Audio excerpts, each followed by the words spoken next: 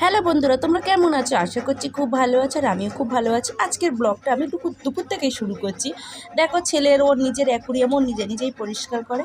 তা সব কিছু অ্যাকুরিয়াম বের করে সব জিনিস মানে পাথর টাথরগুলো সব মেজে ঘষে ও পরিষ্কার করে নিয়েছে। নিয়ে এখনও অ্যাকুরিয়ামের মধ্যে জল দেবে, তো ও নিজের জিনিস নিজেই পরিষ্কার করে। ও যেখান থেকে ওকে অ্যাকুরিয়ামটা কিনে দেওয়া হয়েছে সেখান থেকে ও নিজেই পরিষ্কার করে। তাই অ্যাকুরিয়ামটা দেখো ও নিজেই পুরো করে দিল। জাস্ট এই লাইনের এগুলো ওর বাবা করে দিল। আর এই যে মাছ দুটোকে দেখো মগের মধ্যে রেখে দিয়েছি। দুটো মাঝে সব মাছই গরমের মধ্যে মরে গেছে, এত গরম পড়েছিল। আর সকালে কেচেছি, সেগুলো শুকিয়ে গেছে। আবার বেলায় বিছানার চাদর টাদরগুলো কেচেছি, টুকটাক কাচাকুচ বেশ অনেক করেছি। এত রোদ, তো এক্ষুনির মধ্যেই শুকিয়ে যাবে। তারপরে ছেলেকে খেতে দিয়ে দিয়েছি। আজকের আর বেশি কিছু করিনি, যাবো সন্ধ্যেবেলা ননদের বাড়িতে, সেই জন্য শুধু চিংড়ির ঝাল করেছি আর উচ্ছে চচ্চড়ি করেছি। তা আমি রেডি হয়ে গেছি, দেখো রেডি হয়ে চলে এসেছি ননদের বাড়ি। ননদের আমাকে জুস খেতে দিয়ে দিয়েছে। আর ননদরা যে ঘরটা ভাড়া ছিল ওই ঘরটা ছেড়ে দিয়ে এখন ফ্ল্যাটে এসেছে। ননদের বাড়ির কাজ কিছুটা বাকি আছে, 1 বছর মতো এখনও সময় লাগবে।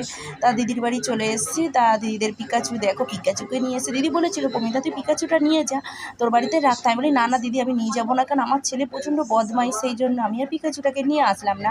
দিদিদের বাড়িতেই রেখে দিল। তো দিদিদের বাড়িতে দিদির মামা শ্বশুর সবাই এসছে। তা দিদির ভাগনার জন্মদিন আগে হয়ে গেছে। তা আমরা খুব আবদার করেছিলাম, দিদি না ভাগনার জন্মদিনটা তুমি আরেকটু করো, আমরা সবাই মিলে যাব।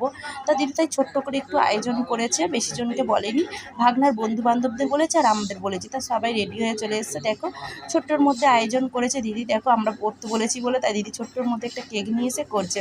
বলে না এত গরম পড়ে তো তাই হয় না। তা ওরা ছেলে মানে ভাগনাকে নিয়ে একটু বাইরে রেস্টুরেন্টে খেতে যায়, রাত্রিবেলায় কেক টেক কেটে নেয়, ওরা ছোট্টোর মধ্যে ওরা করে নেয়। কিন্তু happy birthday, happy birthday dear Kutus.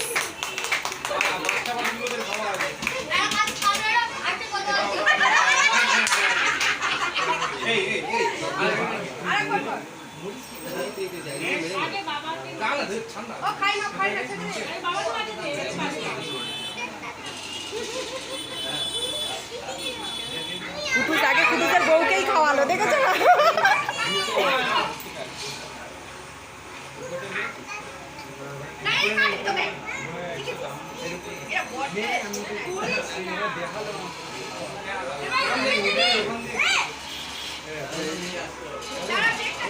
দিদিরা সব রান্নাবাড়ি করে রেখেছিল, শুধু ভাতটা বাকি ছিল। ভাতটা করলে আর বড় হাঁড়ি তো, তাই বর ফ্যানটা ঝাড়িয়ে দিচ্ছে। আজকে ব্লগটা এই পর্যন্ত।